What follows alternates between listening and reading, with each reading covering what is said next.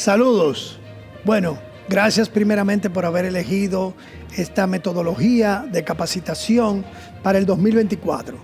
Como ustedes saben, las horas fueron reducidas en el 2023 a través de una normativa de la Superintendencia de Seguros, por lo que en el 2024 nosotros tenemos las horas que fueron pautadas de 10 horas, 6 horas, 4 horas y 2 horas. Hemos creado esta capacitación con la intención de que las partes más importantes de lo que hemos venido viviendo en prevención de lavado de activos y las normativas que fueron introducidas en el 2023 puedan ser vistas en la forma en la que ustedes deberían de tratarlo frente a la ley y como sujetos obligados a las condiciones que ustedes tienen que compartir.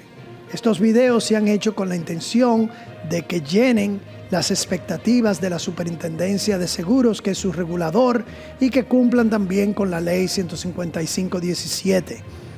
En ellas tratamos de dar conocimiento sobre las partes más importantes que les corresponden como sujetos obligados de la ley, tanto a las aseguradoras, corredores, reaseguradores, morales y físicos. Dentro de los videos hemos colocado palabras incógnitas en momentos durante la presentación que usted tiene que estar atento para poder tomar el nombre de esa palabra incógnita. Las palabras que se encuentran en los videos están relacionadas a la prevención del lavado de activos, es decir, que no van a ser palabras tal vez para ustedes que no son reconocibles o se le podría hacer difícil captarla. También están las preguntas de las cuales ustedes tienen que completarlas para mandarla también cuando usted haya concluido. A la conclusión de enviar las palabras incógnitas y el cuestionario, ustedes recibirán entonces el certificado de participación. La metodología que hemos tratado de dar en estos videos es para poder garantizar que el conocimiento de la Ley de Prevención de Lavado de Activos está siendo impartido de forma correcta y que también la atención que se requiere de ustedes que están tomando la capacitación se pueda conceptualizar con esas palabras incógnitas y las preguntas que hacemos durante el proceso del video.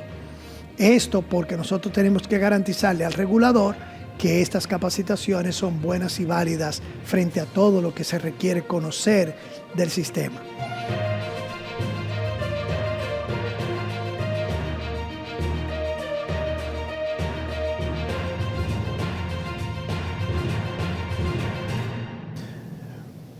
Bien, pues continuando con lo que hemos visto, hemos tratado de cubrir partes imprescindibles para poder realizar todo este proceso que es llamado a ser el oficial de cumplimiento.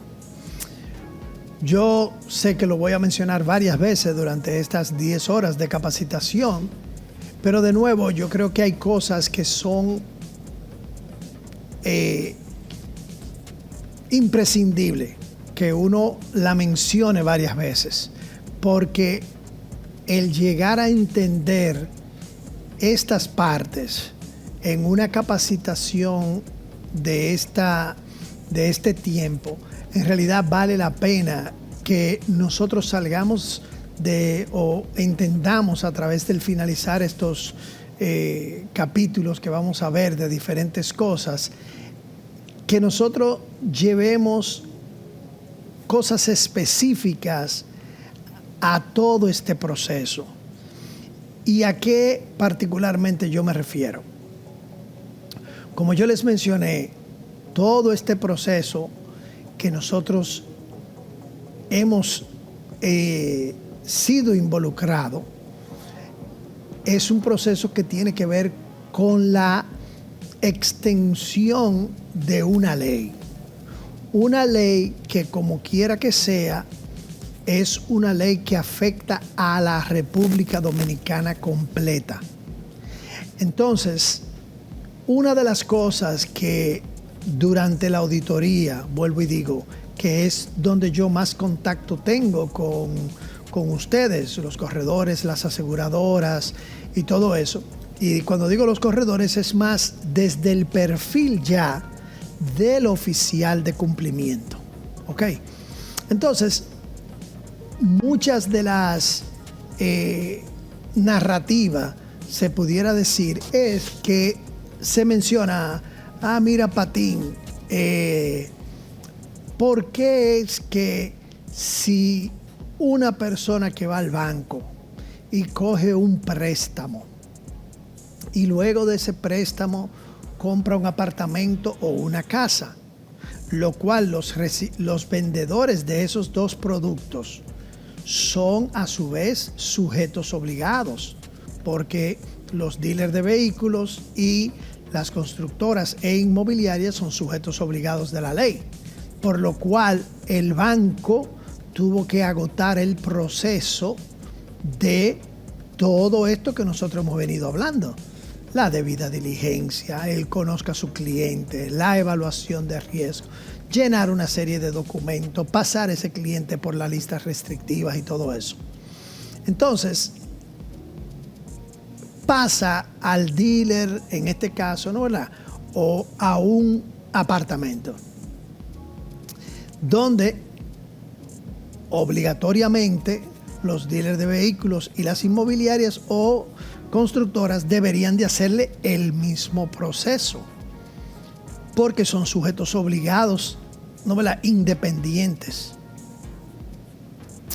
Luego de agotado ese proceso, viene ese cliente a donde su corredor de seguros, ¿okay?, sea para poder asegurar el apartamento o asegurar el vehículo, ¿verdad? Y eso, como yo digo, como esta capacitación no es para los clientes, sino para los corredores, pues ustedes saben que aunque los bancos ofrecen servicios de seguro, muchos de esos clientes terminan volviendo donde sus corredores. Y después que pasan por donde ustedes tienen que agotar este proceso también, ¿no, verdad? Después de ahí pasa a la aseguradora, que también tiene que agotar su proceso independiente. ¿Ok? Entonces, es importante que en todo esto nosotros veamos lo que se debe de hacer como algo que no debe de preocuparnos si el banco lo hizo, si el dealer de vehículos lo hizo, si la inmobiliaria o la constructora lo hicieron. Ok, simple y sencillamente son procesos que se deben de agotar. Entonces,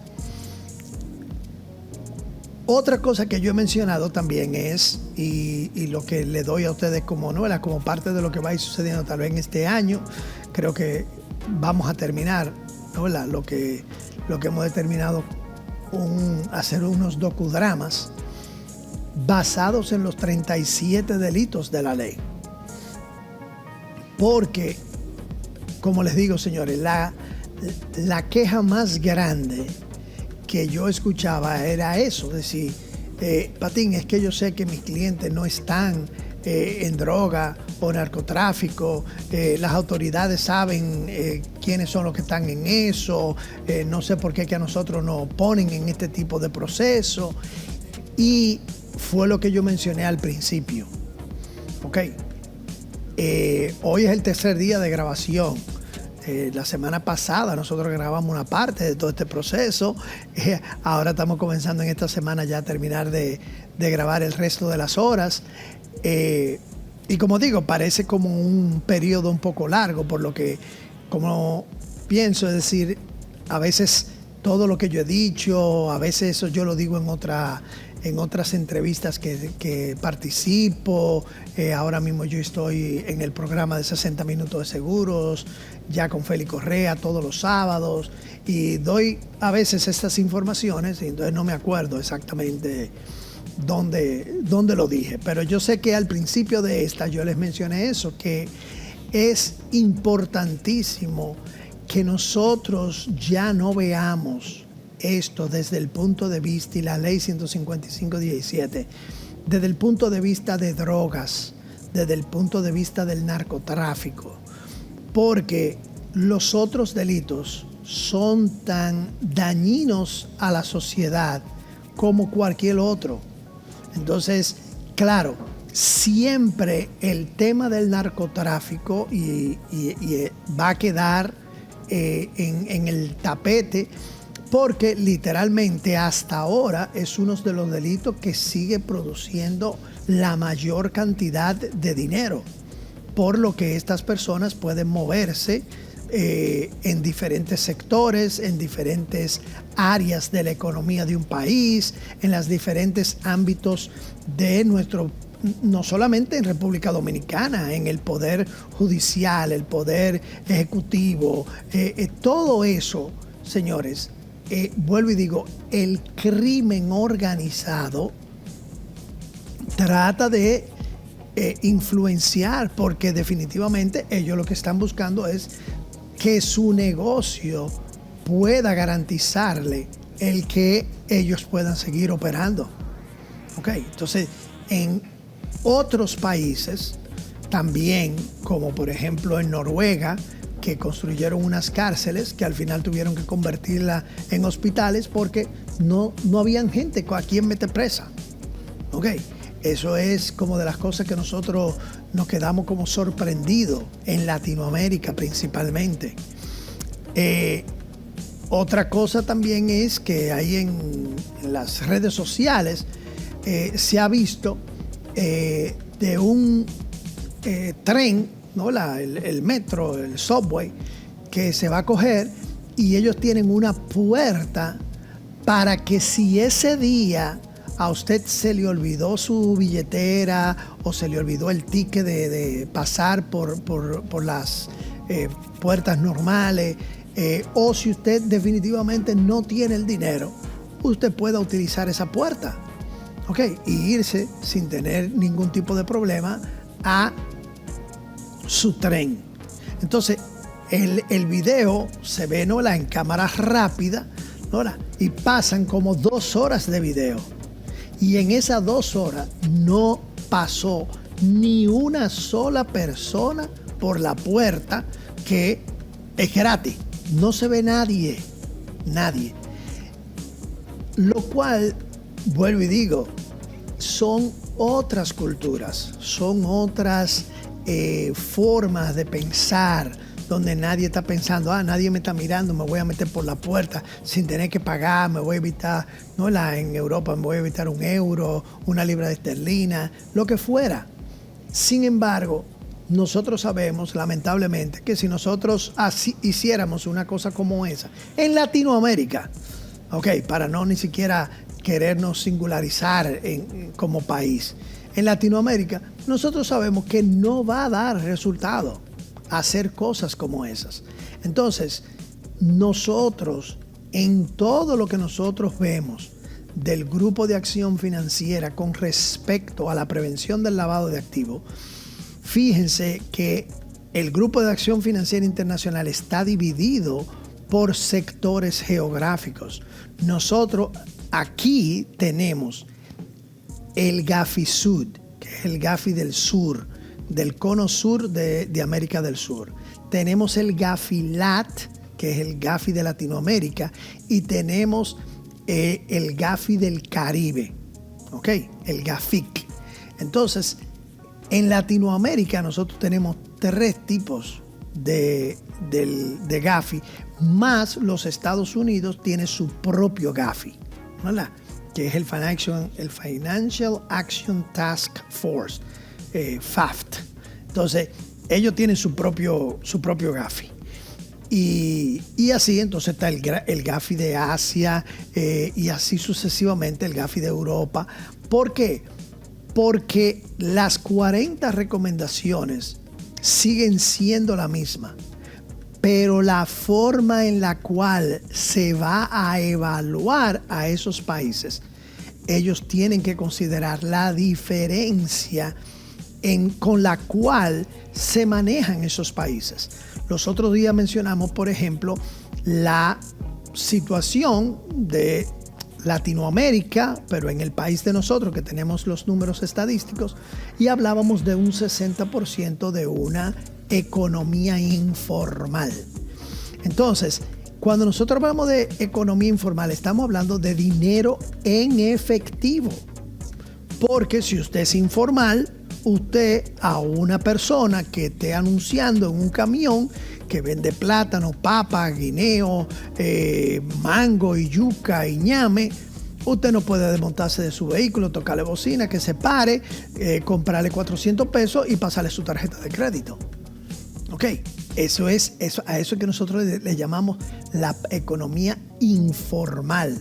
Cuando ellos lo compran en el campo para traerlo para acá, ellos tienen que pagarle a esas personas que lo producen en efectivo también.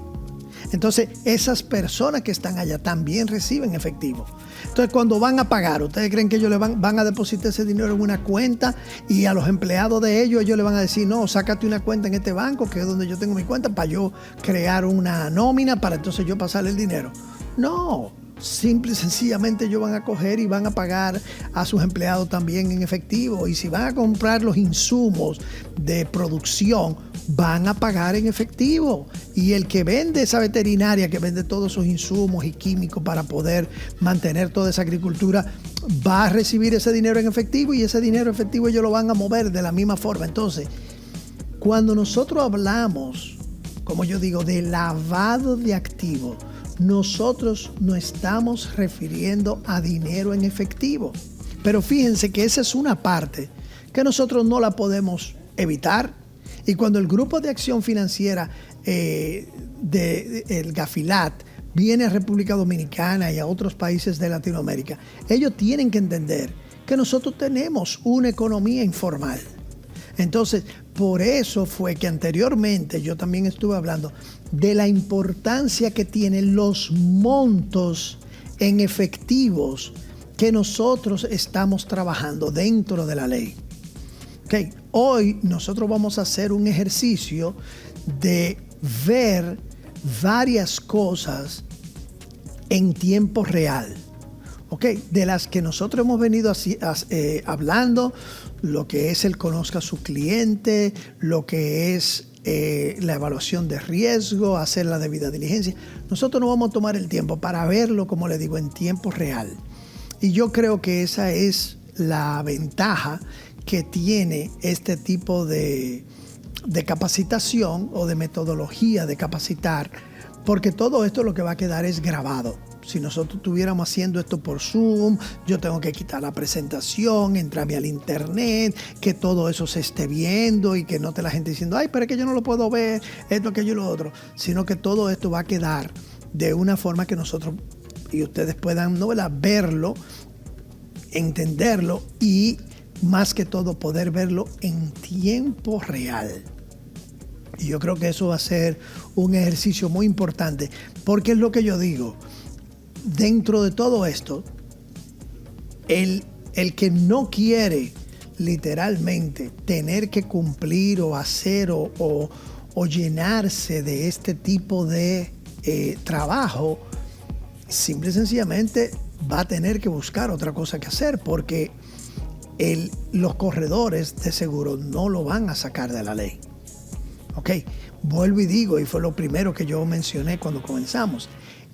El aplicar un enfoque basado en riesgo va a hacer que el regulador de ese sujeto obligado, en este caso corredores, aseguradoras y todo eso, le vayan haciendo una serie de modificaciones a cómo se hacen las cosas. Pero más de ahí, vuelvo y digo, yo no creo, ¿no?, en mi experiencia que yo tengo, de que algún día van a decir, no, está bien, los intermediarios de seguro nosotros lo vamos a sacar porque son personas que dentro de la ley no califican. Yo vuelvo y digo, lo dudo mucho.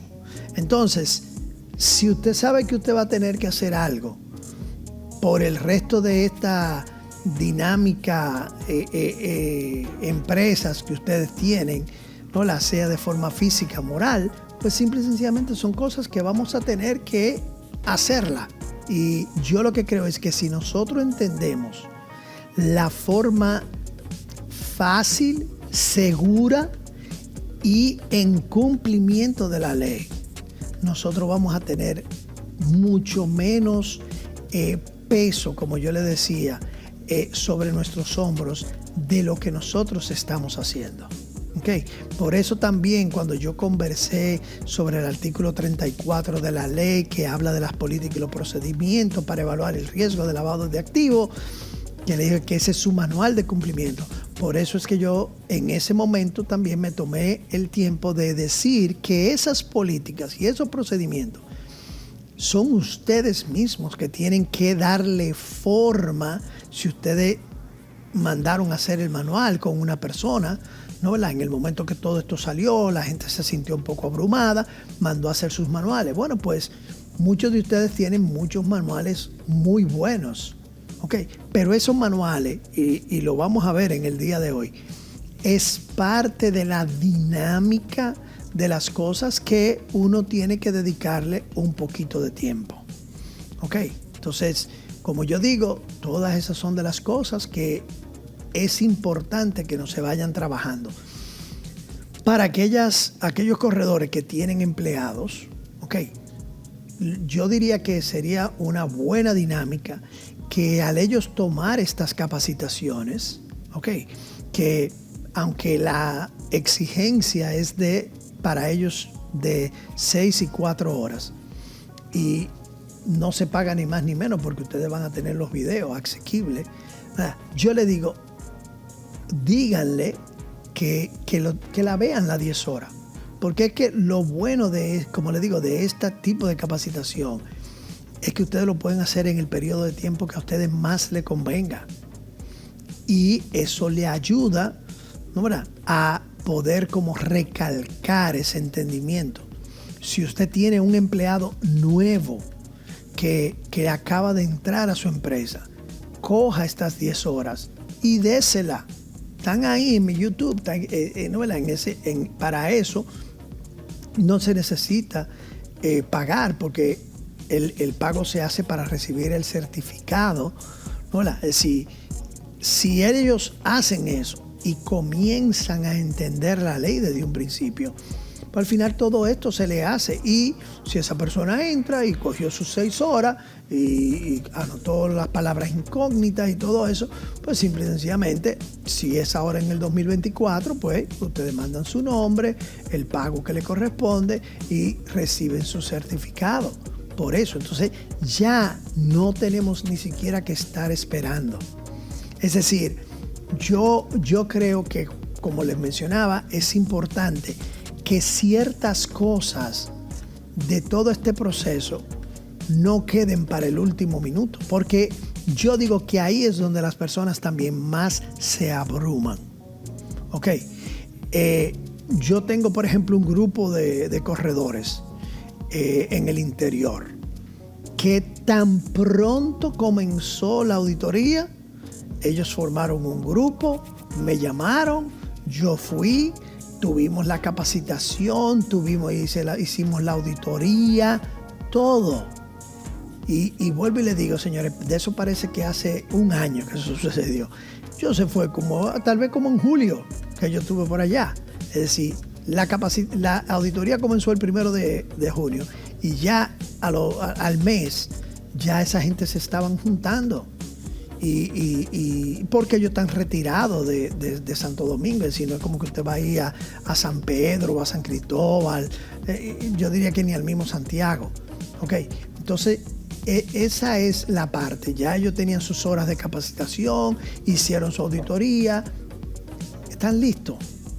Ok, y yo creo que ya esa es la parte que nosotros tenemos que ir como cerrando después de este tiempo, ese círculo, para que no se sientan ustedes como presionados por lo que la ley es. Porque como yo le he dicho y se lo dije anteriormente, y le puse los circulitos al final que se entrelazan el uno con el otro, es tan simple como esto. ¿Okay? ¿Por qué? Porque en realidad esto no es una cosa, como digo, del otro mundo. Esto lo único que es que hay que tener una metodología para hacerlo y aplicarlo y simple y sencillamente en el momento que uno va trabajando la póliza, así mismo poder trabajar otras cosas para que todo eso quede como debe de ser. ¿Ok? Entonces, ahora vamos a tratar el tema que yo les había dicho, que íbamos a tratar algunos de los puntos principales de las normativas que sacó la Superintendencia de Seguros el año pasado. ¿Ok? Entonces, con eso yo creo que es importante, de nuevo, que estas normativas están en la Superintendencia de Seguros bajo la parte de prevención de lavado. Usted se vaya a normativas y circulares y ahí van a estar todas. Okay, y usted siempre va a ver que dice, ¿no?, la 10 2023, 5 2023 y, como le digo, hay una que es de ahora, 1 2024. Okay. Entonces, vamos a comenzar por aquí. Nosotros vamos a ver aquí en esta circular, esta es la circular de las auditorías. Okay. Y vamos a ver este artículo o estos dos artículos y cómo se va desarrollando todo esto. Primeramente, el artículo 14 dice de la periodicidad. Ok. Dice, los sujetos obligados del sector asegurador indicados en el artículo 2, aseguradoras, corredores de seguro, ¿no?, las morales y físicos, de la presente resolución, deberán ejecutar de manera periódica los procesos de auditoría externa al programa de prevención de lavado de activos, el financiamiento del terrorismo, la proliferación de armas de destrucción masiva, como se describe a continuación. ¿Okay? A partir del 1 de junio del 2023 se entenderá como periodo de auditoría desde el 1 de enero al 31 de diciembre de cada año. Para ajustar el periodo de la auditoría que se encontraba contemplado como año móvil, que era, bueno, vamos a verlo ahí, y no año calendario, se procederá a incorporar el segundo semestre, del 1 de junio al 31 de diciembre del 2023, al año calendario del 2024. Señores, yo quiero que ustedes le pongan mucha atención a lo que es esta parte. Porque miren, yo hago las auditorías en el momento que me la pidan, yo lo hago. Pero importantísimo, ya mencionado también, que nosotros desliguemos la auditoría de la renovación, porque estos periodos que ha incorporado la Superintendencia de Seguros, si nosotros no le ponemos atención a cómo es que van a funcionar, simple y sencillamente todo esto se va a convertir, como vuelvo y digo, en un arroz con mango. Y de nuevo está por escrito, se está dando una capacitación con el tiempo para que nosotros podamos tomar nota y decir, entendí, perfecto, de tal fecha a tal fecha, esto se toca aquí y se comienza aquí. Porque si no hacemos eso, vuelvo y digo, entramos en la falta y sale la auditoría con hallazgo. Hoy mismo me llamaron una persona que quiere que yo le haga la auditoría. Perfecto, yo no tengo ningún problema. Pero nosotros estamos ya fuera del periodo que dio la superintendencia para cubrir la auditoría, que fue el 31 de diciembre del 2023. Salió algo que decía que hay una prórroga, pero la prórroga fue para nosotros. Es decir, si usted me hubiese contratado en diciembre, yo estaba muy ocupado y yo entrego su auditoría, por decir, en el día de hoy, a la Superintendencia de Seguro. La Superintendencia de Seguro cataloga eso como algo que no hay ningún inconveniente, porque ellos mismos produjeron esa prórroga. Okay, pero fue al auditor que se la dieron. No fueron a las corredoras, ni a los corredores, ni a las aseguradoras, ni nada por el estilo. Entonces, dice, a partir del 1 de enero del 2025, se entenderá que el periodo de la auditoría corresponde al año calendario. Ok, 1 de enero 2025. Entonces, esa importancia de ya ir viendo cómo estos periodos van a cambiar todo el proceso.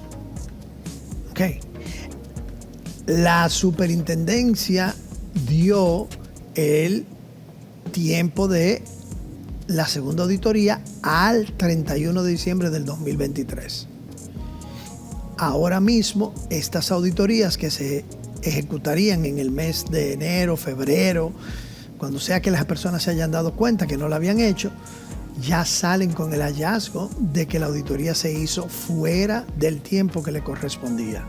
Entonces yo creo, como digo, que esas son de las cosas que nosotros no debemos dejar que eso pase a partir de ahora. Entonces, dice, a partir del 1 de enero del 2025 se entenderá que el periodo de la auditoría corresponde al año calendario. Artículo 15. A partir de la fecha de vigencia de esta normativa, los sujetos obligados del sector seguro deberán presentar las auditorías externas a su programa de cumplimiento teniendo en cuenta su categoría, siendo estas, entonces, compañía de seguros, compañías de reaseguros, corredores de seguros, persona moral con comité de cumplimiento. Tienen que hacerla anual. Pero fíjense que la fecha máxima de entrega es el 30 de marzo del año siguiente del periodo auditado. Ahora, en las últimas 2 auditorías, se le dieron a ustedes 6 meses para que se hicieran las auditorías. Pues ustedes saben lo que nos pasa, ¿no? Como buenos dominicanos, junio, julio, agosto, septiembre y casi en octubre, nosotros, a mí prácticamente no me llamó nadie. Como le digo, así, una cosita aquí, llega noviembre y diciembre y se arma un cuello de botella. Porque son tantas las auditorías que quieren las personas hacer en esos 2 meses que el tiempo se convierte corto. Entonces, bueno, es algo que no tengo novela que decírselo ni explicárselo mucho, pero recuerden que yo soy uno y ustedes son muchos. Entonces, hasta el trato de lo que ustedes quieran, novela, preguntar, cuando están llenando, por ejemplo, el formulario que yo les envío, la documentación, etcétera, etcétera. Entonces, ese tiempo ustedes mismos lo acortan, porque al llegar todo ese trabajo que se debió de haber hecho en un periodo de 6 meses, en los últimos 2, entonces, vuelvo y le digo, el tiempo se constringe y tenemos que tratar de ver que ese tipo de cosas, ¿no? Ahora que nada más van a dar 3 meses, señores. Ok. Recuerden que todo esto que se hace en prevención de lavado, ustedes lo tienen que estar haciendo, como yo le dije en el artículo 34, ¿no? Adoptar, continuar. Es un proceso que es constante. Es decir, que esto no es como cuando usted va a hacer la auditoría financiera, que usted ahora comienza a sacar todos los papeles de los 12 meses, de cosas que usted pagó, de cosas que usted compró, para pasárselo al contable. Ok, aquí esto es algo que todos esos expedientes deben de estar iguales. Ok, Ok, entonces dejar ahora que van a ser solamente 3 meses, dejarlo para que sea en el mes de marzo, vuelvo y le digo, todo se puede hacer. Yo me imagino que la Superintendencia de Seguros dará una prórroga de entrega de las auditorías que, por ejemplo, llegaron en el mes de marzo, que uno como auditor puede entregarla en el mes de abril. Pero no era precisamente para poder tratar de llevar todo lo que se llegó hasta el día 30 de marzo. Hay que entregarlo en el próximo mes, porque yo no puedo salir a hacer una auditoría el día 30 de marzo y entregarle el mismo 30 de marzo. Es decir, que yo sé que ese tiempo para el auditor se lo van a dar. Pero para ustedes, ya lo están diciendo, el corte es el 30 de marzo. ¿Ok? Entonces, aquí dice, el sujeto obligado podría solicitar una prórroga de 20 días calendario para entregar el informe de la auditoría. ¿Ok? Es decir, y yo sé que para cuando salga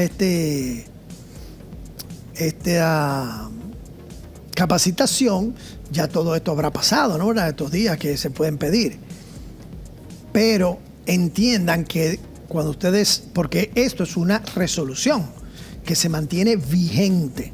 Es decir, que cuando venga el próximo periodo de auditoría que vamos a tocar ahora, ok, ustedes si se vieron en el problema de que tuvieron que entregar el día 29 de marzo, que ustedes puedan pedir una prórroga, ok, de que no puede pasar de 15 días hábiles para que usted se pueda entregar esa auditoría que usted sometió a finales del periodo auditable. Okay. Y esta debe ser debidamente justificada. Okay. La Superintendencia de Seguros tendrá un plazo de 8 días calendarios para acoger o no la solicitud. Es decir, que no es que yo le esté diciendo, usted viene, pide una prórroga y nosotros la vamos a dar. Ok, entonces, vuelvo y digo, yo creo que si tomamos esta capacitación y apuntamos estas fechas, eso no tiene por qué suceder, sino simple y sencillamente que ustedes puedan ir preparando todo esto. Yo trato de, por ejemplo, cuando se toque la próxima auditoría, hasta 2 meses antes, enviar el formulario, un correo explicando todo el proceso. La última página de mi formulario tiene la explicación de muchos de esos procesos. Ok, entonces, lo único, no esperemos el último minuto, es mi recomendación. Ok, entonces, dice aquí, que es el artículo 16, los sujetos obligados deberán remitir a más tardar a la fecha establecida en el artículo 15 del informe de la auditoría externa a la Superintendencia de Seguros de manera física. Los sujetos obligados deberán asegurarse que dicho informe contenga la constancia de que el auditor externo remitió a la Superintendencia de Seguros de manera previa la matriz de hallazgos de auditoría. Ok. Para todas las personas que, por ejemplo, hicieron la auditoría conmigo, ustedes se dieron cuenta que yo fui que deposité sus auditorías a la Superintendencia de Seguros. Y lo que yo le entregué a ustedes fue la certificación sellada por la Superintendencia de que ellos la recibieron. ¿Ok? Y con eso, esa matriz que ustedes ven ahí, la matriz de hallazgo, se manda previo a mandar su auditoría para allá, para que todo eso, ¿no?, la concuerde. Esas fueron las instrucciones que nos dieron en una reunión que nosotros tuvimos los auditores con la directora de prevención de lavado de la Superintendencia de Seguros. Entonces ahí nosotros fuimos instruidos que esta particular auditoría que acaba de pasar a finales del 2023, nosotros entregáramos. Ahora parece que ellos no tienen ningún inconveniente, que sean ustedes que la depositen. Ok, entonces Yo creo que eso no va a haber ningún inconveniente si ustedes la depositan o soy yo que se la llevo. Al final, el que ellos la reciban es la parte más importante y que ustedes tengan su constancia de que eso fue entregado a la Superintendencia de Seguros. Yo voy a advocar a la Superintendencia de Seguros de que la próxima auditoría ellos la acepten de forma digital a través de un correo, para que ni siquiera ustedes ni yo tengamos que mandar esa auditoría de forma física. Porque para ellos la parte más importante, fíjense que ellos la pusieron ahí, es la parte de la matriz de hallazgos.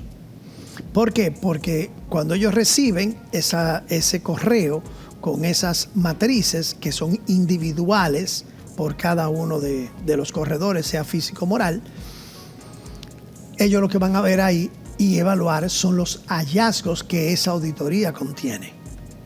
Entonces, si ellos encuentran que esa auditoría quedó muy incompleta porque hubieron muchos hallazgos, muchas cosas que ya después de 8 años, como yo le dije, no deberían de aparecer en una auditoría y cosas como esa, entonces ellos van y buscan esa auditoría y la tienen de forma física.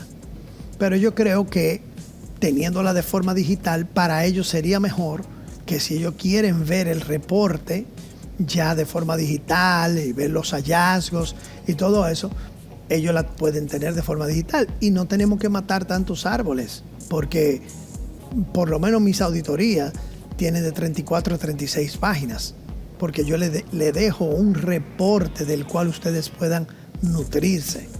Entonces, imagínense ustedes, y yo no digo porque yo no me imagino que yo no soy el único que hago las auditorías, pero ustedes son 2,000 corredores aproximadamente. Imagínense ustedes a nivel de 30 páginas por auditoría, ustedes están hablando de 60,000 hojas que se están utilizando para enviar un reporte que luego eso va a quedar en el olvido, como quien dice, o lo van a guardar en una caja por un tiempo y le puede caer agua, comején, ratones, de todo y perderse. Yo creo que la forma más segura de mantener la información ya es en las nubes o como digo, de forma digital. ¿Ok? Cualquiera que sea eso. Entonces, el informe de auditoría externa. Señores, la superintendencia le está dando a ustedes la herramienta para que ustedes sepan cómo ustedes van a ser auditados. Entonces, esta parte, por ejemplo, el artículo 17 y continúa en la próxima página. Ok. Es lo que le dice a ustedes en la forma en la que ustedes van a ser auditados y lo que la superintendencia quiere ver que el auditor vea en ustedes. Entonces, claro, como eso no son cosas que aquí nadie está como escondiendo nada, sino simple y sencillamente ya usted lo tiene. Ahí hay cosas que son, no, ¿verdad?, muchos puntos de esos A que llega, deja ver, hasta la Z, que son, como ustedes van a ver, ¿no?, cosas muy básicas, ¿no? Fecha del informe, generales del sujeto obligado, el número de licencia, RNC o cédula, políticas para la identificación, evaluación y aceptación de cliente. Ok, eso debe de estar en su manual. Yo lo mencionaba anteriormente, si usted decidió que usted no iba a hacer seguros de ley, por lo general, ¿no, verdad?, al transporte masivo, al transporte público, esas son de las cosas que usted debe de poner en su manual de cumplimiento. Porque si usted se ha definido de esa forma, usted debe de ponerlo como parte de sus políticas y sus procedimientos. Ok, entonces fíjense que aquí ya la superintendencia dice, bueno, como auditor, tú tienes que ver las políticas de identificación, evaluación y aceptación de cliente. Proceso de identificación de los riesgos de cada cliente, producto, servicio o jurisdicción y canal de comercialización. Los factores de riesgo. Entonces, ¿qué significa eso? Lo de la matriz de riesgo o la herramienta de evaluación de riesgo. Ok. Hoy me llamó la compañía que yo le expliqué que tiene incorporada la matriz de riesgo y quedamos de que en esta misma semana nos vamos a juntar.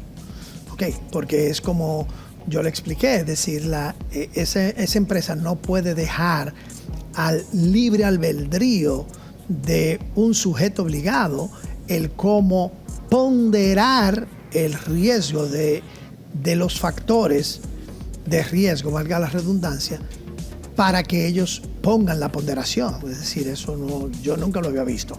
Pero como le digo, son de las cosas que se van aprendiendo en el camino y se van ejecutando en el camino, señores. Esto no es una trayectoria corta, esto es algo que ha venido desarrollándose y llegando, ¿no?, ¿verdad?, a otros tipos de niveles. Es decir, que la importancia de que nosotros veamos eso desde ese punto de vista también nos incumbe en lo que tenemos que hacer.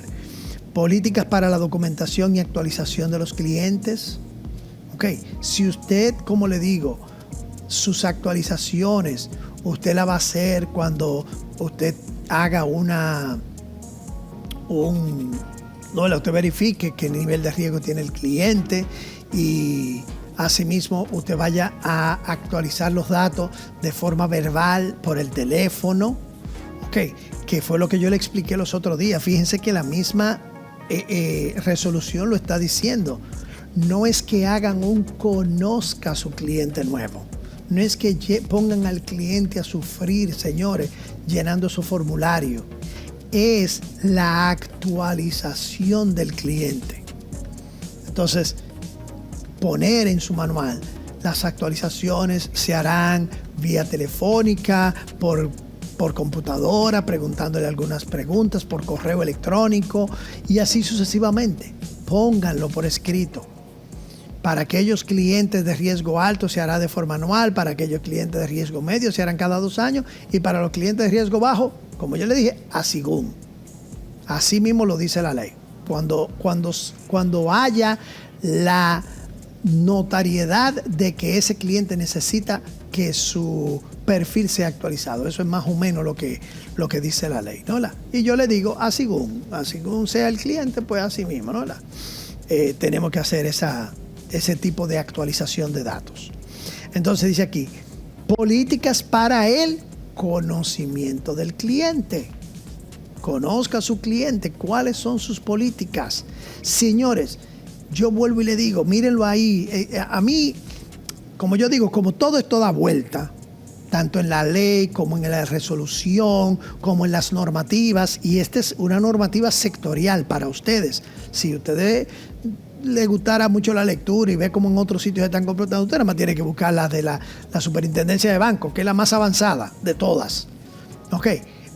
Y fíjense que ahí no dice políticas para llenar el formulario de conozca a su cliente, sino la política que usted va a hacer y mantener para conocer a su cliente.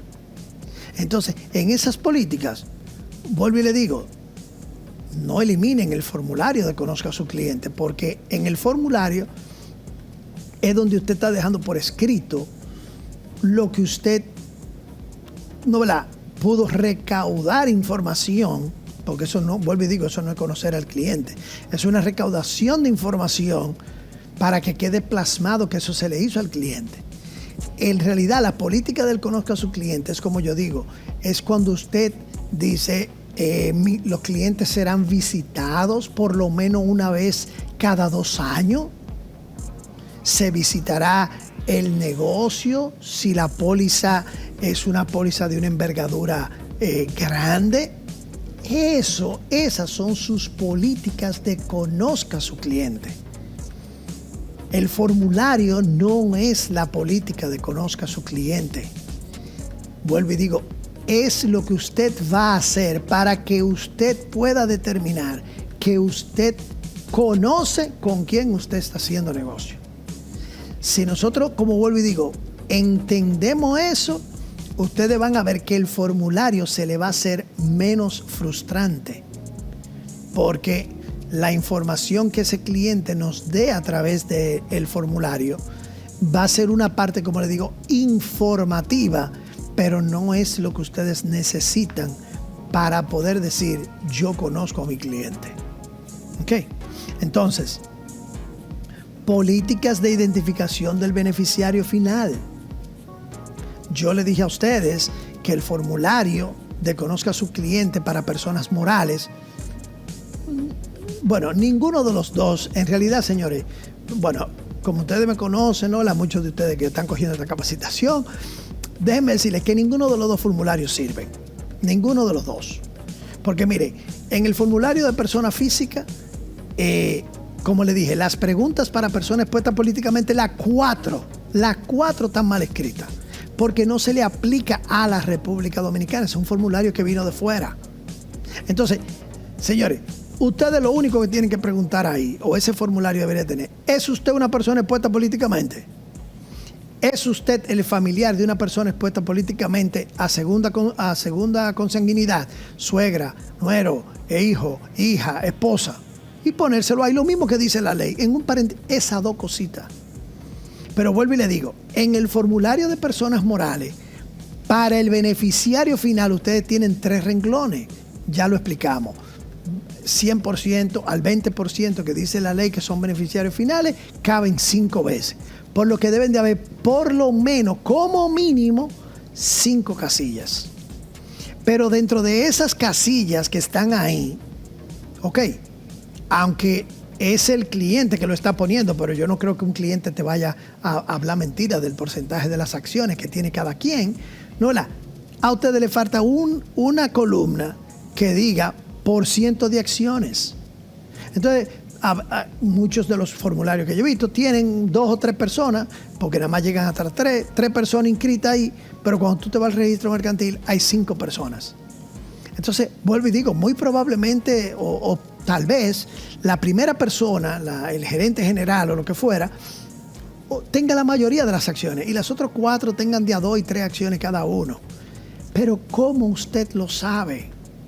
Entonces, señores, vuelvo y digo, importantísimo que para poder hacer todo esto, nosotros podamos tener las herramientas correctas. Y yo los exhorto a ustedes a que busquen la forma de cambiar esos formularios. Porque es lo que yo digo. Ustedes están viendo ahí que uno tiene que verificar las políticas para el beneficiario final. Si usted esa parte no le está haciendo, o usted no le está pidiendo la cédula y está haciendo la lista OFAC, o esa parte se la dejan vacía en el formulario, señor, ustedes no saben cuál es el beneficiario final de ese cliente, entonces ustedes van a tener que volverle a mandar ese formulario, ok, y solicitarle, mira, necesito esto, o mira, necesito el acta de asamblea con la nómina de accionistas. Entonces evitemos cosas que nosotros podemos resolver desde un principio con el cliente. Ok, entonces, políticas para la vinculación de clientes, personas expuestas políticamente, eso está en el artículo 408-17, nosotros lo conversamos muy por encimita, se pudiera decir, que es que esa persona expuesta políticamente que se acepte, claro, si usted es persona física y es un amigo de usted, alguien que usted conoce y le dio la póliza para que usted lo hiciera, usted no puede buscar la aprobación de la alta gerencia porque usted es el alto gerente o la alta gerencia. Ahora, entonces, la importancia es que usted mismo haga un documentico con la fecha en que se inició esa relación y diga: yo, fulano de tal, corredor de seguro, he aceptado tener la póliza de fulano de tal, persona expuesta políticamente, en el momento que se hizo la póliza, porque no, las personas expuestas políticamente cambian. Pero eso, como digo, debe de estar en su manual. Si usted es persona física, debe de decir: para la persona expuesta políticamente se realizará una carta donde yo como corredor apruebo las personas expuestas políticamente con las que yo vaya a trabajar. Si su política, volvamos a la C, que dice política de identificación, evaluación y aceptación de clientes, si su política es no trabajar con personas expuestas políticamente, como me han expresado muchos corredores, no, Patín, es que yo no trabajo con personas expuestas políticamente. No me interesa ese tipo de cliente para mí. Señores, pónganlo en la parte del conozca a su cliente, de la identificación del cliente, porque yo o la empresa o el corredor físico no trabajaré con personas expuestas políticamente. Y en el renglón, ¿no, verdad?, del artículo que le toque personas expuestas políticamente dentro de su manual, ponga ahí mismo, política de la empresa o del corredor físico, no trabajaremos con personas expuestas políticamente. Y ya usted resolvió su vida entera. Pero es que tiene que tenerlo por escrito. Eso es, como dice, ¿no? Lo que no está escrito es como que no sucedió. Sigamos. Políticas para las personas expuestas políticamente. Políticas y procedimientos de debida diligencia ampliada y simplificada. ¿Se acuerdan que cuando vimos la evaluación de riesgo, yo le dije a ustedes que la debida diligencia, sin apellido, como yo digo, prácticamente porque puede jugar para arriba o para abajo, ¿no, verdad? Y se puede ir a simplificado, se puede ir a ampliada. Fíjense que ellos no le están pidiendo que ustedes tengan política y procedimiento para la debida diligencia normal, sino solamente para esas dos. ¿Ok? Porque con esas dos usted cubre la del medio. Entonces quedó muy, muy claro. Ellos tienen aquí algo que dice política y procedimientos para el congelamiento preventivo. Le pudieran pasar casi una rayita a eso en la normativa. Y no se preocupen mucho por eso. En el manual usted debe de incluírselo, lo que son sus políticas y procedimientos sobre el congelamiento preventivo, pero eso es algo que todavía está en debate si a ustedes se le aplica. ¿Ok? Así que nos vamos a ir por el lado que es más fácil. Validación del propósito y el carácter de la relación comercial. A la verdad que, como digo, es importante que cuál es la relación que hay entre el cliente y yo. Constancia de remisión de los reportes de operaciones sospechosas a la unidad de análisis financiero. E igual el M, constancia de la remisión de los reportes de transacciones efectivos a la UAF. Bueno, yo creo que, como le digo, estos temas lo hemos cubierto. Yo diría que en un 99%, ¿no? Ninguno de ustedes va a mandar un reporte de transacción en efectivo, porque prácticamente sus políticas son esas. Pero donde usted tenga eso en su manual, así mismo usted debe de poner yo, fulano de tal, o la persona moral, no tomaremos dinero en efectivo que sobrepase el umbral establecido por la ley de los $15,000 o su equivalente en pesos. Póngalo por escrito, porque si ya usted lo tiene por escrito, usted le está diciendo tanto al regulador que puede, ¿no, verdad?, evaluar su manual, y al auditor que usted no recibe el dinero en efectivo. Por lo tanto, si usted no recibe dinero por encima de ese umbral, pues tampoco va a haber la necesidad de que haya un reporte de transacción en efectivo. Entonces, ya con eso prácticamente usted tiene eliminado el que usted sea evaluado de esa forma, o le pregunten si usted ha hecho algún reporte de transacción en efectivo.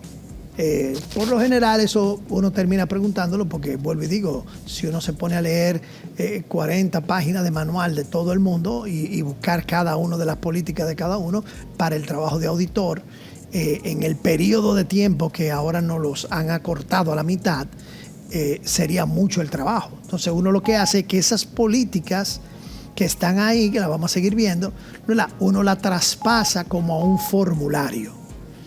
Y como yo pongo al final del formulario mío, la respuesta que usted dé ahí es una respuesta donde nosotros debemos de entender que eso que usted está diciendo, usted está dando la respuesta correcta y honesta.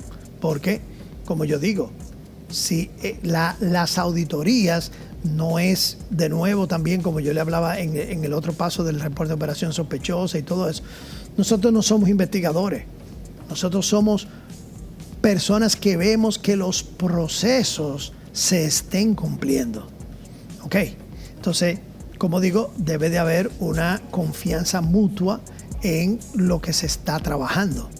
¿Ok? Y por eso es que en esta capacitación nosotros estamos viendo todos estos pasos detenidamente para que ustedes puedan decir, bueno, sí, yo tengo esto, bueno, pues déjame incorporar esto en el manual, déjame hacer varias cosas para ya yo, ¿no, verdad?, instruir, o por ejemplo, si yo lo pongo en el formulario, usted me puede mandar esa página de su manual de cumplimiento, o usted pueda tener un correo donde usted le mandó a toda su empleomanía instruyendo de que no se puede aceptar dinero en efectivo por encima del umbral establecido por la ley. Entonces, todo eso es parte de esas políticas y esos procedimientos. ¿Ok? Entonces, remisión de los reportes estadísticos de ROS y R3 a la Superintendencia de Seguros en la forma y periodicidad indicada por el regulador. Ya eso no hay que darle mucha vuelta, ustedes saben, Morales mensualmente y aseguradoras también, y los corredores físicos cada 3 meses. Entonces, fue lo que yo le decía, no nos compliquemos la vida. Si usted tiene 8 años ya participando de la ley y su cartera prácticamente es la misma, los mismos clientes que renuevan, usted busca un negocio nuevo, claro está, ¿no? Pero el grosor de su cartera, ya usted tiene un manejo. ¿Por qué entonces, si sus políticas son no recibir dinero por encima del umbral y su cartera para usted es bastante conocida? Señor, ya estamos en enero. Prepare sus 12 cartas y tenga la lista ahí en un folder. 0 ROS, 0 RTE. Lo tiene con los meses del año. Se pone en el calendario, en los primeros 10 días del próximo mes, enviar carta a la superintendencia. Ya ustedes se saben el correo electrónico, y eso le va a dar una alerta el día 1, el día 2, como quiera que ustedes lo pongan, y ustedes cogen esa carta de ahí, la cogen, la copian en el correo y mandan su carta a tiempo, porque es lo que yo digo, ya esas son cosas que no deben de aparecer en la auditoría como un hallazgo. Las cartas de reporte estadístico a la superintendencia se enviaron fuera del tiempo establecido por el regulador. Yo creo, como le digo, que ya eso es tiempo de que ese hallazgo, para la próxima auditoría, ese hallazgo debe de desaparecer totalmente. ¿Ok? Entonces, porque es algo que es muy fácil de manejarlo. Y para los físicos, que son 4 cartas al año, todavía aún más. ¿Ok? Que cuente con procedimientos para garantizar confidencialidad de la información reportada. Ok, eso por lo general, como yo digo, en los manuales que yo les he provisto, hay un artículo que trabaja eso, es decir, y más para lo que son, porque lo que son físicos y son los únicos, el artículo de la confidencialidad no se le aplica, pero se le aplica que usted no lo hable en sus círculos, como que usted le diga a otro compañero corredor o no, ¿verdad?, en otro sitio, mira, yo tuve que hacerle un reporte de operación sospechosa a fulano de tal, porque esto y esto que yo. Sí, sepa que la ley son 5 años de prisión por eso. Entonces, en las empresas, cuando hay empleados, ahí es donde más cuidado se debe de tener, porque si el empleado fue que detectó algún tipo de señal de alerta que pudiese generar, porque quien va a determinar eso y debe de determinarlo es el oficial de cumplimiento. Ok, si se va a enviar o no. Entonces, Si los elementos se presentan para que haya un reporte de operación sospechosa, eso lo debe hacer el oficial de cumplimiento, enviarlo, y eso no se debe de enterar nadie. Ni el empleado que lo pasó puede preguntar que si, mira, y enviaron el reporte de operación sospechosa o se hizo algo con ese cliente o lo que fuera. Es decir, el oficial de cumplimiento manda eso y eso debe de quedarse con el oficial de cumplimiento. Cuando yo trabajaba en los bancos aquí en República Dominicana, lo que nosotros hacíamos era que nosotros le presentábamos al comité de cumplimiento la cantidad de ROS que nosotros hacíamos. Pero en un comité de cumplimiento nunca se puso un nombre.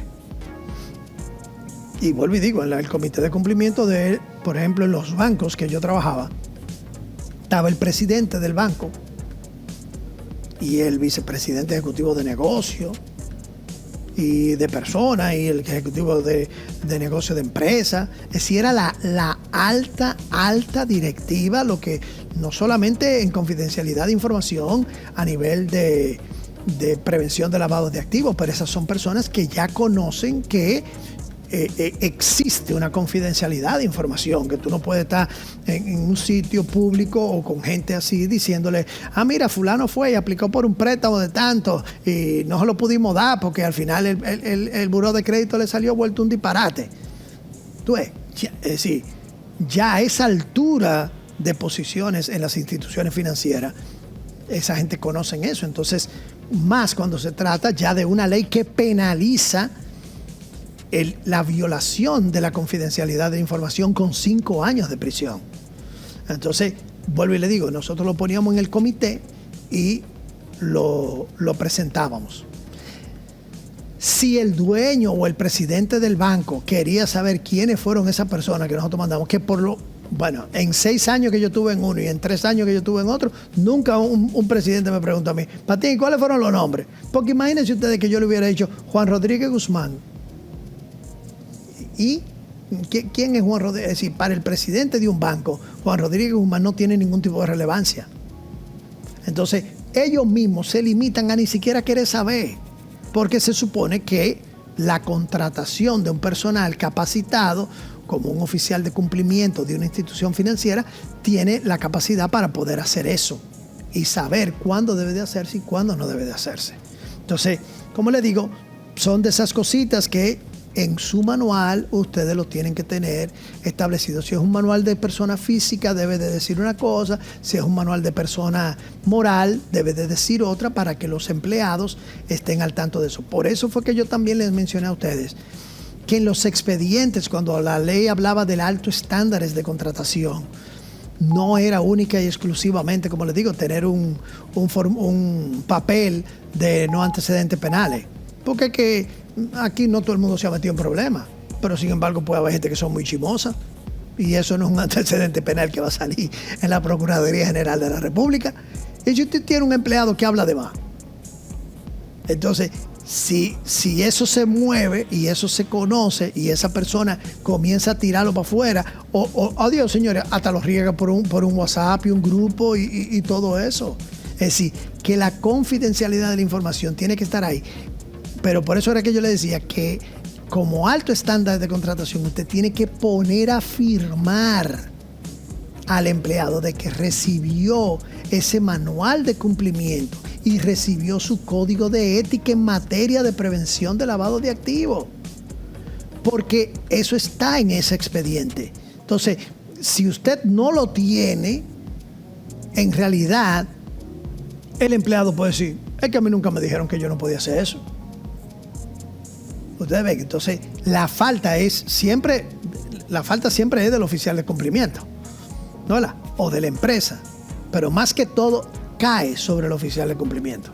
Entonces por eso es que nosotros tenemos que tener esas políticas establecidas. Evidencia del registro del oficial de cumplimiento obligado ante la unidad de análisis financiero. Yo creo que ya eso es algo que todos ustedes en este momento lo han hecho en la herramienta de GoAML, la unidad de análisis financiero. Si alguno de ustedes no lo ha hecho porque tal vez se ha incorporado al sector recientemente, sepa que usted tiene que, así como usted debe de mandar una carta a la Superintendencia de Seguros, designando al oficial de cumplimiento o designándose usted mismo como oficial de cumplimiento. Asimismo, usted debe de llamar a la unidad de análisis financiero, mesa 3 de ayuda, que es la mesa de ayuda, y pedirles que le den una guía para llenar las casillas que ustedes van a ver ahí, que son unas casillas en rojo, bien sencillo: nombre, dirección, cédula, fecha de nacimiento, etcétera. Es algo súper sencillo. No le va a coger más de 5 minutos y le van a llegar cuando usted termine y todo esté introducido correctamente. Usted va a recibir 2 correos. Esos 2 correos usted tiene que o imprimirlo o guardarlo muy bien, porque esa es su prueba de que usted se registró, y va a salir la fecha en la que usted se registró en la herramienta de GoAML de la unidad de análisis financiero. ¿Okay? Pero como le digo, yo creo que esa pero fíjense que está ahí todavía vigente. Es decir, que aunque ustedes dirán, pero óyeme, Patín pregunta esto cada vez que me hace una auditoría. Bueno, es que yo tengo que mantener los estándares que pide la Superintendencia de Seguros. Entonces, como yo cada vez que he hecho auditorías tengo clientes nuevos, pues yo tengo que mantener un estándar de formulario. No puedo tener un formulario para personas que ya yo le he hecho la auditoría, formulario para los cuales yo no se la hice. Y aparte de eso, como le digo, me daría un trabajo para atrás, porque vamos a poner que ahora en la auditoría del 2023 usted no se había inscrito en GoAML. Como le digo, por el tiempo. Usted tenía 6 meses, que se había hecho corredor, lo que fuera.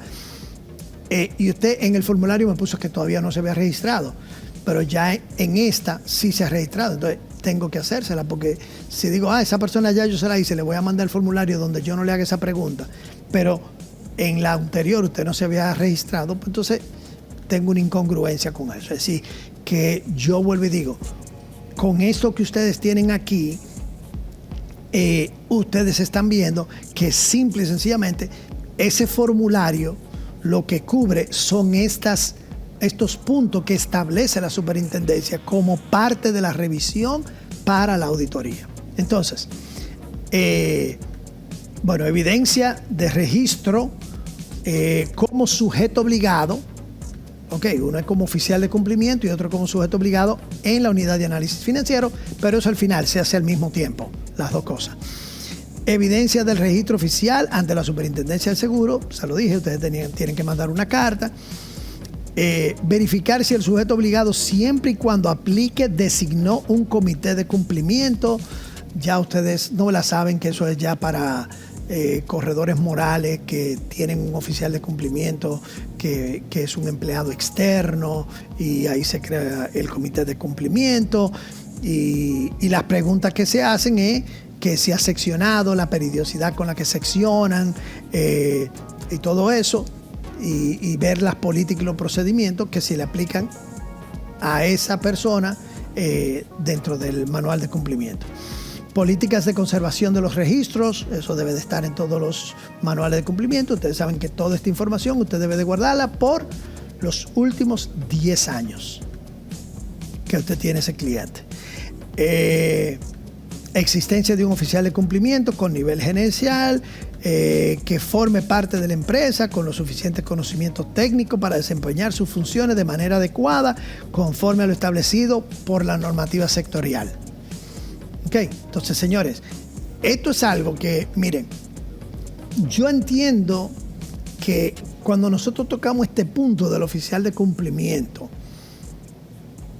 yo vuelvo y le digo, yo tengo empatía por las personas morales y las personas físicas que son ustedes sus propios oficiales de cumplimiento.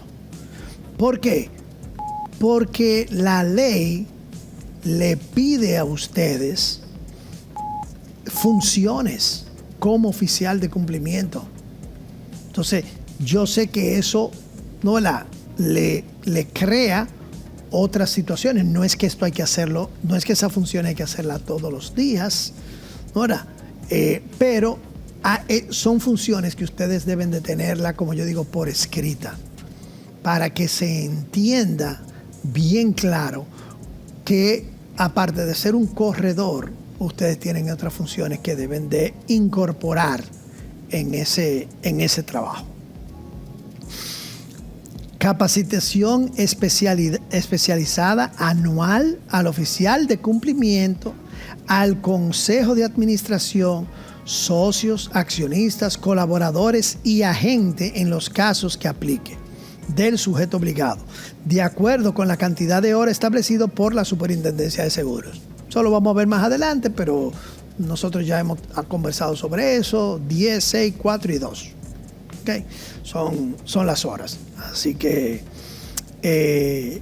entonces, el punto W dice, adecuada contratación del profesional responsable de la capacitación PLAFT conforme a lo dispuesto por la Superintendencia de Seguros. A principio, como en abril del 2023, salió una normativa, fue en julio fue que salió, julio del 2023, salió la normativa que cambiaba las horas y cambiaba el listado de capacitadores. Anteriormente había un listado de nombres de personas que podían dar capacitaciones. Bueno, en esa, como ustedes saben, ¿no? Estaría yo y así había muchísimas otras personas. ¿Qué pasa? La superintendencia hizo una modificación, lo cual yo me encuentro muy acertada, y fue que a ese listado ellos lo quitaron totalmente y lo que ellos decidieron fue incorporar lo que el capacitador en materia de prevención de lavado tenía que tener. Entre ellos, certificaciones internacionales, que tuviera como algún tipo de experiencia en pedagogía, o debería de coger en el Infotec un curso como de poder dar clases y todo eso. Entonces, en esa normativa, esa normativa lo dice. En el caso que ustedes están tomando esta capacitación conmigo, ustedes saben que yo cumplo con todo eso, si no yo no estuviera desgastándome por 10 horas para hacer esta capacitación si yo no cumpliera. Es decir, que en ese aspecto ustedes están cubiertos para todas aquellas personas que quieran tener, por ejemplo, mi currículum, que donde yo tengo uno que tiene todo lo que pide la superintendencia, que debe de tener el profesional de capacitación, y entonces ahí ustedes me pueden solicitar que yo les envíe ese currículum y ustedes lo deberían de tener de forma digital guardada sobre mi persona, porque vuelvo y le digo, ustedes pueden hacer la capacitación conmigo, como pueden hacer la auditoría conmigo, eso no hay ningún conflicto de interés en nada de eso. Es decir, pero si al final usted coge esta capacitación conmigo, pero hace la auditoría con otra persona, usted le debe de presentar a ese auditor el currículum mío, para que ese auditor vea que la persona que dio la capacitación, tanto para el oficial de cumplimiento como para el personal o los socios y accionistas, cumplía con los requisitos establecidos por la Superintendencia de Seguros. Por eso en el formulario, si ustedes me ponen capacitación tomada con José Patín o José Patín, pues yo no le voy a decir, mándenme el currículum mío, ¿no? Obvio. Entonces, pero como le digo, si ustedes están tomando esta capacitación y la auditoría en un posible momento ustedes no lo van a hacer conmigo, pues yo debo de enviarle mi currículum y ustedes deben de tener eso como parte de ese proceso de capacitación. Vamos a ver, existencia de un código de ética que incluya como mínimo un régimen sancionador interno. Eso está en el artículo 34 que vimos, está separado por 2 literales, pero al final debe de contenerlo. Es decir, si usted tiene su código de ética que dice, ¿no?, que debe de llevarse de las políticas y los procedimientos, del manual de cumplimiento, y debe de decir algo que diga, Si la persona que empleada de la empresa no cumple con estos requisitos, será amonestada verbalmente, será despedida de forma inmediata. Cualquiera que sea su política sancionadora, usted tiene que tenerla. ¿Ok? Y eso es, como le digo, ya cuando usted tiene 2 o 3 empleados, debería de existir un código de ética que vaya acorde a ese número de empleados. Como yo le digo, mientras más grande la empresa, el código de ética debe de ser más amplio. ¿Ok? Y por último, cumplimiento de las observaciones y subsanación de hallazgos de procesos de las auditorías anteriores. Adecuada difusión. Bueno, aquí está la parte que yo le decía a ustedes de lo que es lo que se considera, ¿no?, los altos estándares de contratación. Debe de haber el cumplimiento de las observaciones, es decir, si usted recibió una auditoría y esa auditoría tenía un hallazgo, por decir, el más común que yo vi, no se envió la carta de estadística a la superintendencia en los tiempos adecuados. No fue que ustedes no la mandaron, fue que no la mandaron en el periodo que la superintendencia ha establecido. Cada 3 meses, los primeros 10 días del cuarto mes, y así sucesivamente, ¿no? Y mensualmente para todos los otros a los 10 días del próximo mes. Usted debe de, como oficial de cumplimiento, usted debe de poner el hallazgo incluido en la auditoría concluida en el 31 de mayo del 2023, que fue efectuada en fecha tal y tal y tal. Se encontró el hallazgo de que no se enviaron los reportes estadísticos a la Superintendencia de Seguros en el tiempo que se debieron de haber mandado de forma mensual, trimestral, usted le pone lo que sea. Hemos decidido o he decidido que ese hallazgo no volverá a ocurrir y que enviaremos nuestras cartas de la forma que corresponde, trimestral o mensual. Ustedes ven, ya eso debe de quedar por escrito. Ustedes dirán, si yo soy único en mi empresa, ¿para qué yo me voy a poner eso por escrito? Bueno, es que eso es parte de lo que en la próxima auditoría ustedes se le van a preguntar. ¿Cómo usted solucionó los hallazgos de la auditoría anterior? No tuve hallazgos. Pero vamos a poner que diga, ¿usted tuvo hallazgos? Sí. Enviar la solución o subsanación de ese hallazgo o esos hallazgos que usted implementó. Entonces ustedes ven cómo todo eso va amarrado. Entonces, como yo les digo, entonces lo último al final, la AA, adecuada difusión del manual de cumplimiento y el código de ética a todo el personal. No lo había visto ahí, por eso se lo había como mencionado sin decirle que estaba en la normativa, pero ya ustedes ven que lo que yo les decía, eso debe estar ahí. Entonces, usted debe de preparar una hojita que usted lo tenga en Word, que diga yo, el nombre del empleado, cédula, bla, bla, bla, bla, bla, empleada en fecha tal, he recibido el manual de cumplimiento y el código de ética de la empresa tal. ¿Ok? Entonces, ahí queda todo esto. Entonces dice aquí, el auditor externo o firma de auditoría podrá evaluar cualquier otro aspecto que, por instrucción de la Superintendencia de Seguros, considere siempre y cuando esté acorde a la naturaleza de la auditoría, a los fines de validar los elementos fundamentales a ser considerados para la elevación del programa de cumplimiento del sujeto obligado. Entonces, señores, ahí es donde el regulador le está dando a ustedes fuerza y base para que, por ejemplo, si yo le preguntara a ustedes cuáles son, no sé, el monto de la póliza de incendio o cuánto usted recibió de comisiones en el periodo auditable. Es decir, eso no tiene nada que ver con prevención de lavado. Ok, yo, por ejemplo, en esta última auditoría pregunté que cuáles eran sus pólizas de mayor monto. Pero no es porque eso yo quería saberlo, por saber cuánto se gana, no se gana, si es poco, si es mucho. Eso yo nunca le he preguntado a un corredor nada de eso.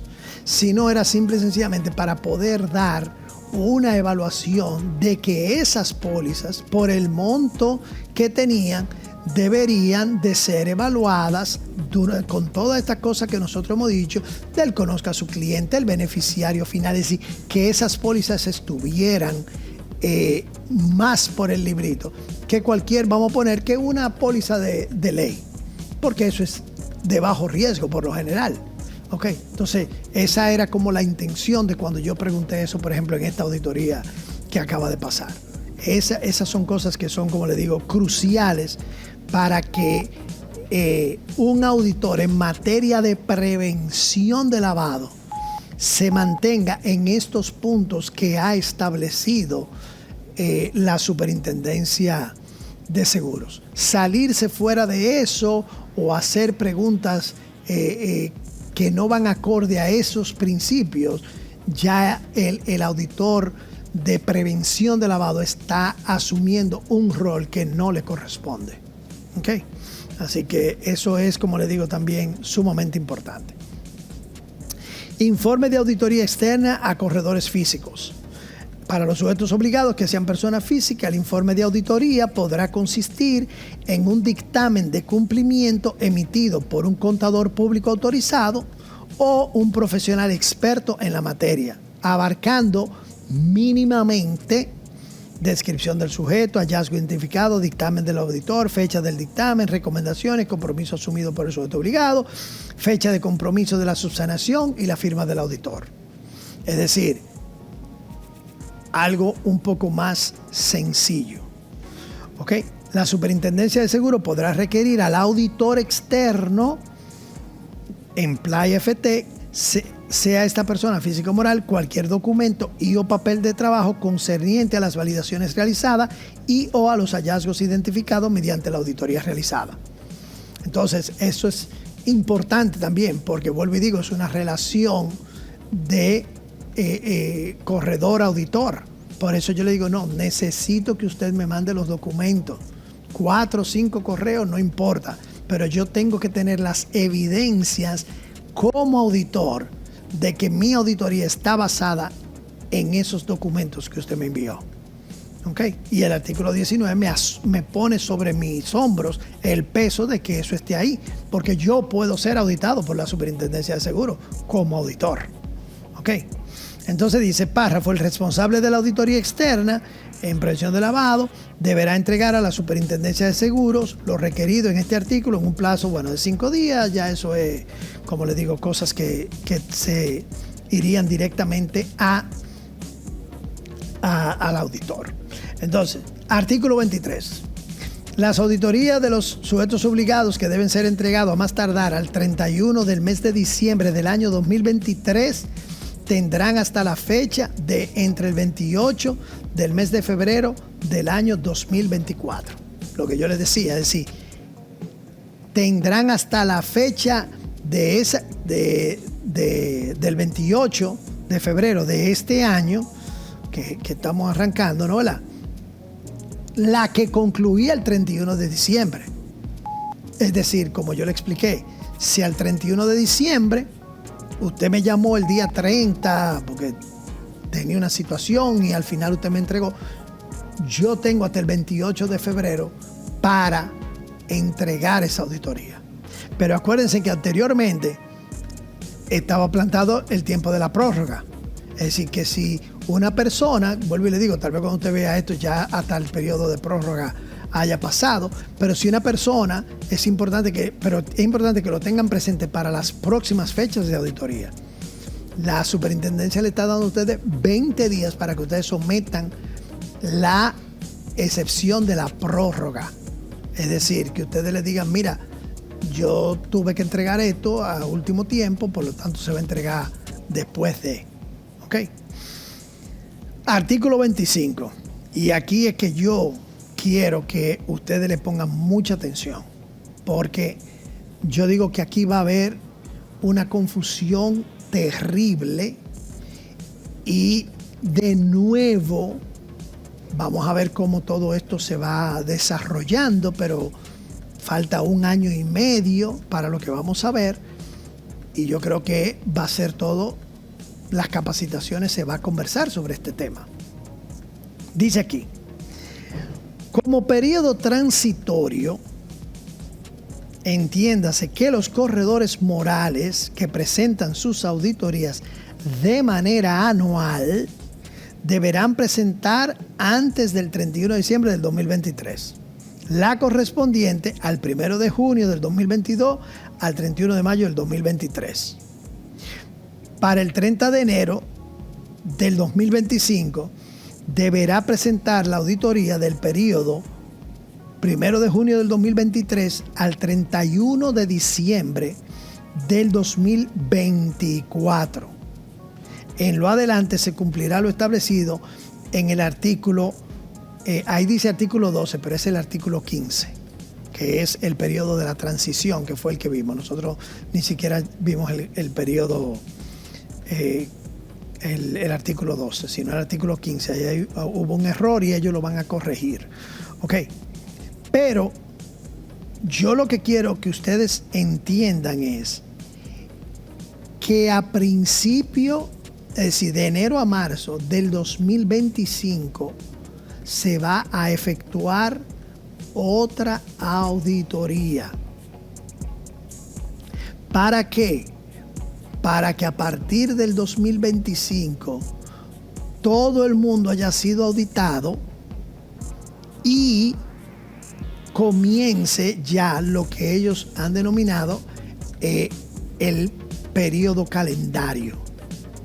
Entonces, si vamos de nuevo a la gráfica del tiempo, por ejemplo,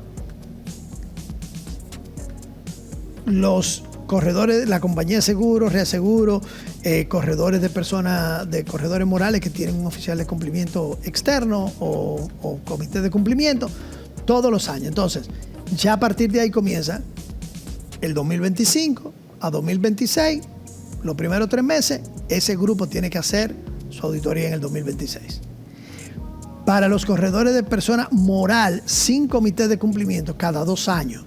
Entonces, usted va, después de esa auditoría del 2025, usted va a tener el periodo del 2025 completo, el periodo del 2026 completo, y en el 2027, en los primeros 3 meses, usted tiene que mandar a hacer su auditoría.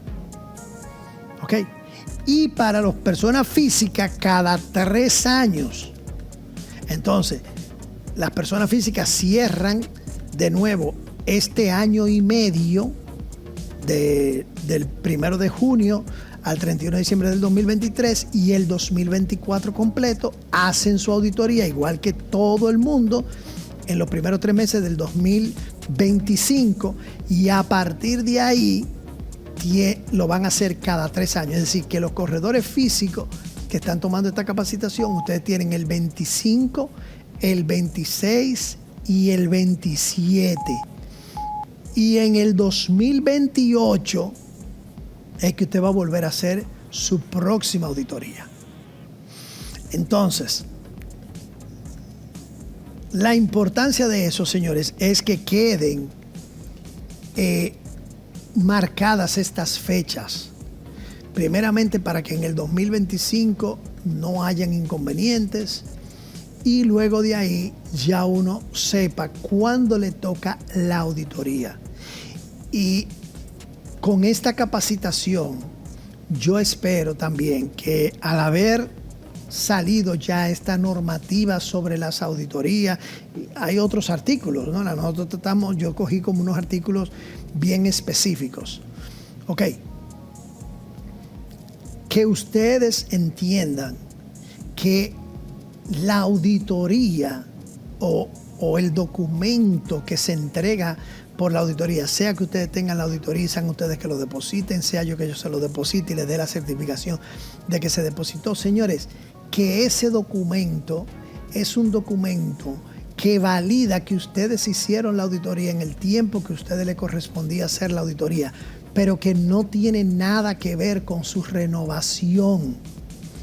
Porque si nosotros nos vamos a esas fechas o a esos periodos que están establecidos ahí, señores, para los corredores físicos, si ustedes se ponen a evaluar cuándo ustedes renuevan y cuándo se hace la auditoría, y si tengo que llevar la auditoría para poder renovar, y si la renovación me toca fuera de la auditoría, pero la auditoría yo la hice hace 2 años y ahora me toca renovar, pero la auditoría, mi auditoría, mi renovación es el 31 de diciembre de este año, pero la auditoría me toca de enero a marzo de este año que comenzó, pero mi auditoría, mi renovación es el 31, por decir, vamos a poner muchos de ustedes que renovaron ahora en el 2023, renuevan otra vez en el 2025, pero fíjense que el 2025 va a cerrar, va a haber otra auditoría, ¿no? ¿Verdad? Entonces, muy probablemente, si usted renueve al 31 de diciembre del 2025, usted tenga que presentar esa auditoría. Pero, cuando usted vuelva a renovar en el 2027, que le toca renovar, su próxima auditoría no va a ser hasta los primeros 3 meses del 2028. Es decir, que para esa fecha del 2027, usted no va a tener auditoría. Entonces, lo importante de eso es, más que todo, que se entiendan cuáles son los periodos auditables, más que pensar en renovación. Olvídense de renovación, porque si usted ha hecho sus auditorías en los periodos que se le han asignado ya como correspondiente a su estatus, sea físico o moral, o corredora de seguro, o con comité de cumplimiento, si usted lo hizo durante ese periodo, usted no tiene que preocuparse por renovación, porque si usted, por ejemplo, fuera a renovar y dijeron, pero mire, usted tiene que presentar la auditoría del 2027. Sí, yo la tengo. ¡Pum! Va y la lleva. O mira, mándamela por correo para yo imprimirla aquí y esto para añadírselo, no tenga que dar otro viaje. Y usted está ahí en la superintendencia. Que usted tenga ese papel que usted depositó o, por ejemplo, yo le deposité. Esa es la importancia, que desasociemos la renovación de la auditoría. Porque cuando ya nosotros tenemos esas dos cosas por separado y usted se mantiene al tanto de cuándo le tocan sus auditorías, usted siempre va a estar bien y claro cuando usted vaya a renovar. Porque van a haber renovaciones, especialmente tanto para los corredores morales como para los físicos.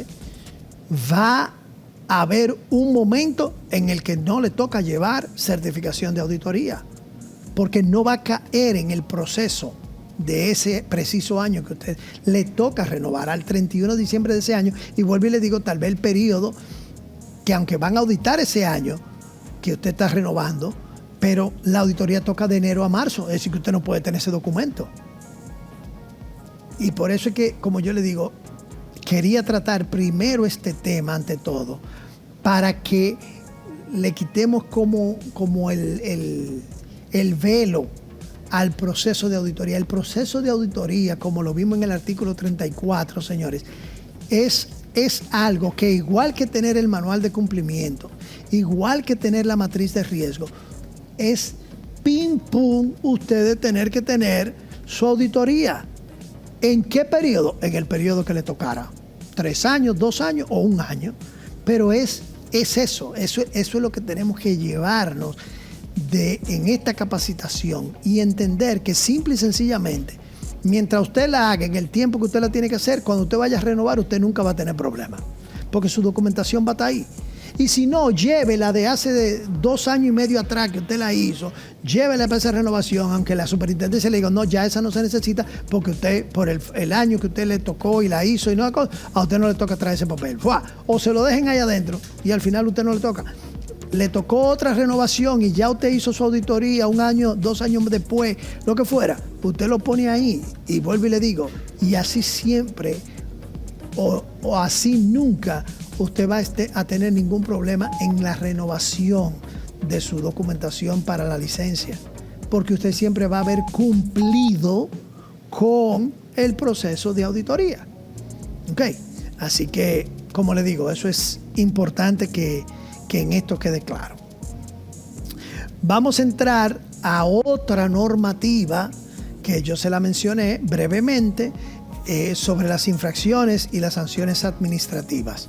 ¿Por qué? Porque la superintendencia sacó ya, yo le dije, una normativa sancionadora donde ellos explican, ¿no?, la importancia de lo que se debe de hacer y lo que puede suceder si en caso de que esto se diera. Así que vamos a ver cómo eso se da. Infracciones. Son tipificadas como infracciones o faltas administrativas muy graves, graves o leves, las así contenidas en los artículos 69, 70, 71 de la ley 155-17. Entonces, usted tiene los artículos ahí, esas son las infracciones.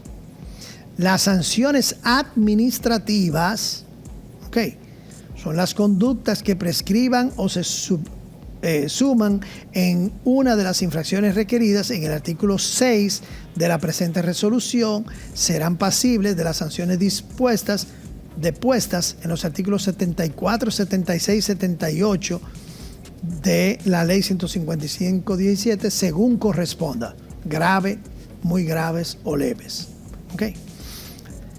La graduación de las sanciones al momento de la ponderación de su imposición en fase decisoria se realizará atendiendo a las circunstancias previstas para ello en el artículo 79 de la ley 155-17 y el artículo 38 de la ley 107-13, que es la ley de sanciones administrativas. Las sanciones administrativas a nivel nacional tienen una ley por la cual todo el mundo que del sector público debe de regirse para tratar esas sanciones. Entonces, ahí hay la graduación de las sanciones. Yo no sé al final, eso ya el regulador es que lo decide, si al final esas sanciones serían aplicadas de forma gradual o de forma inmediata, o si el monto sería reducido. Todo eso ya, como yo digo, ya eso es el regulador que tiene la potestad de poder hacer eso.